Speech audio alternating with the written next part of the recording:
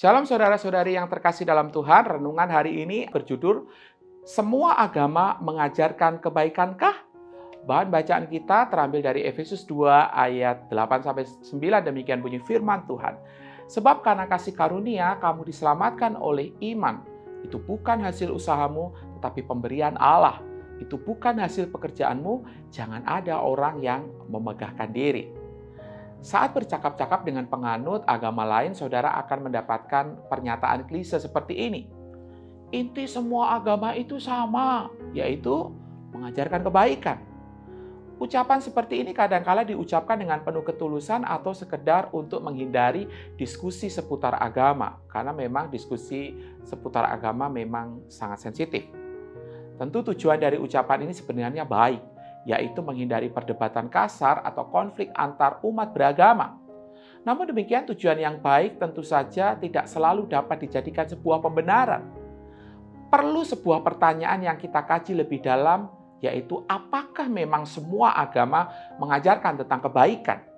Apakah melakukan kebaikan merupakan inti dari semua agama?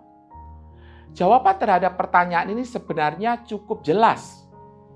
Tidak semua agama mengajarkan kebaikan. Tidak semua agama menjadikan perbuatan baik sebagai inti dari agama mereka. Sebelum lebih jauh, saudara perlu memperjelas definisi daripada agama. Apa yang dimaksud dengan agama itu sendiri? Apakah semua pandangan dan praktek religius yang melibatkan keyakinan terhadap realitas supranatural yang tertinggi itu termasuk di dalam kategori agama?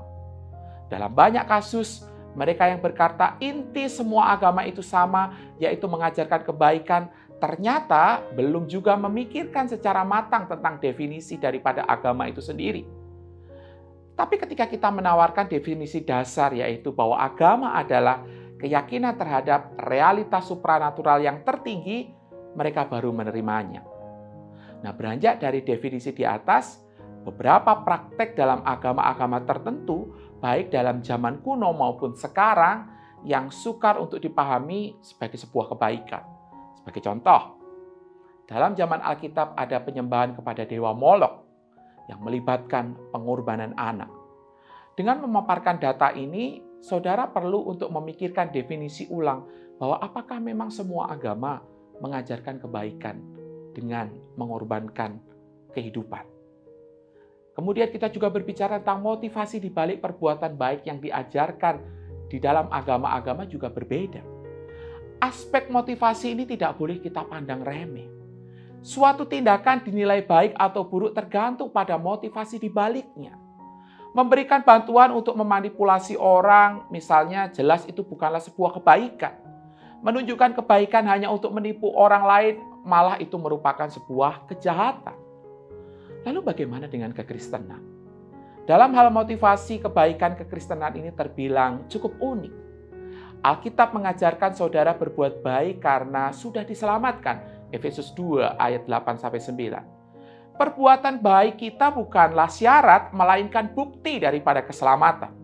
Saudara berbuat baik sebagai ucapan syukur atas kebaikan Allah bagi kita, bukan untuk mengharapkan kebaikan dari Allah.